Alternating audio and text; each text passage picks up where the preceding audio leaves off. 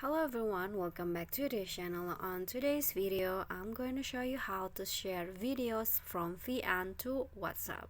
So in VN, there is no sharing option or where you can save the video directly and send it directly to other platform. But in VN, you need to save the video first and then send it into other platforms. So what you need to do first is you need to export the video first to your device, and then just click on check.